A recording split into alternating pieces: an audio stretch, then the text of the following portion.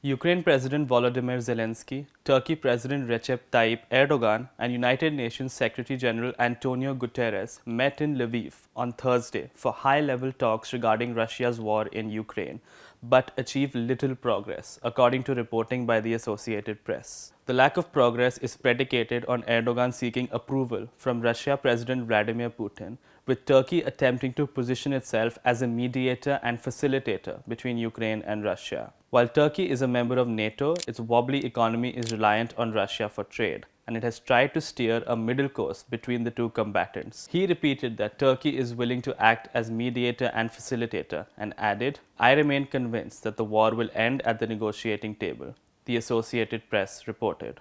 According to President Zelensky, the trio discussed a wide range of issues, from the Turkish-led Black Sea Grain Initiative to organizing an IAEA-led mission to the Zaporizhzhia nuclear power plant. Also discussed were probing into claims of Russian war crimes and investigating Russia's treatment of Ukrainian prisoners of war. "We agreed with Mr. Secretary General on the need to send a fact-finding mission to Olenivka as soon as possible, where Russia committed one of the most heinous terrorist attacks against Ukrainians.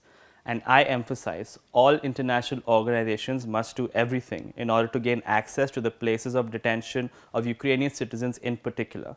This applies to the so-called infiltration camps," Zelensky said. Politician Leonid Slutsky from Russia's State Duma Committee on International Affairs responded to the developments on Friday, saying that the talks do not guarantee that Ukraine will stop nuclear blackmail around Zaporizhzhia, according to Russia's state media outlet TASS. The situation around the Zaporizhzhia NPP is only heating up, and the talks in Lviv have not yet given clear guarantees of an end to nuclear blackmail from the Ukrainian side. Kiev repeats false accusations against Russia like mantras, completely distorting the picture of what is happening today in Zaporizhzhia.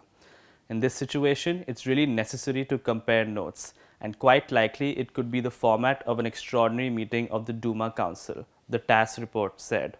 In other news, the Moscow Times reported on Thursday that experts view the prospects of a Ukrainian counteroffensive to take back its lost southern territories such as Kherson as unlikely due to Russia amassing reinforcements there. If there was a window of opportunity to strike the Russians in this region a few weeks ago, I think that it is now past. Russians had about 10 to 15 battalion tactical groups around Kherson.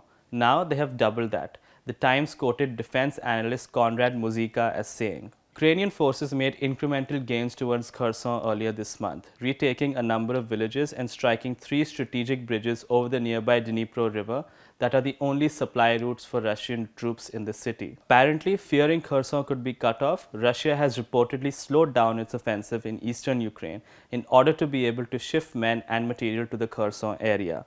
The Times reported, adding that around 20,000 Russian soldiers are currently in Kherson. For The Print, this is Raghav Bikhchandani. For more, log on to theprint.in and follow us on social media.